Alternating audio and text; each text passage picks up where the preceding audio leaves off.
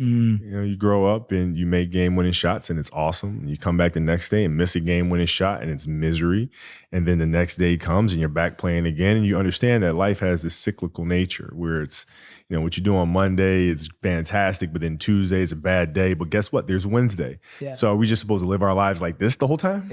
You know, versus just staying like this and understanding that it's really just a journey of evolution every day. Is just constant improvement, constant curiosity, constantly getting better. The results don't really matter.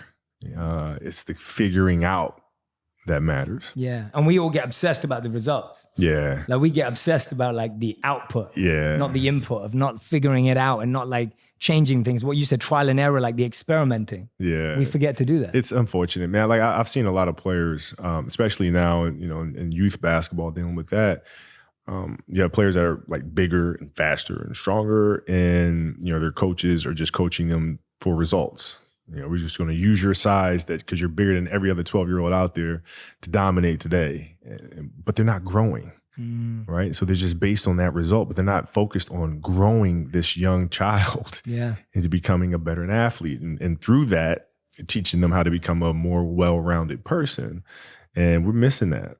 Yeah. See what you've said there, I want to ask you this, and I'm not saying because you know yourself best and you know how you've got there. So I'm asking it from a place of humility, of learning. When I look at you, I'm like, you know, your superpower isn't just your work ethic. Your superpower isn't just like figuring things out. Your superpower is like you think strategically. Like that's a very strategic thought of saying this person could be this in the future if they were developed as a whole individual, rather than just like, let's use them for the short term. Right. Like, where did you develop that from, that ability to see beyond, to think deeper, to reflect deeper? Where did that come from? Well, I had to do that because, you know, growing up in Italy, when I first moved over there, it was, you know, I didn't speak Italian. I didn't have any friends. You know, I had the game of basketball, and through sport and playing soccer, I was able to make friends and build connections. But it was a lot of time spent alone. And when I came back to the States, I wasn't the most athletic kid. You know, I was really scrawny, like really, really skinny, and had like major knee issues because I was growing. So I was the dorky kid with high socks and big old knee pads.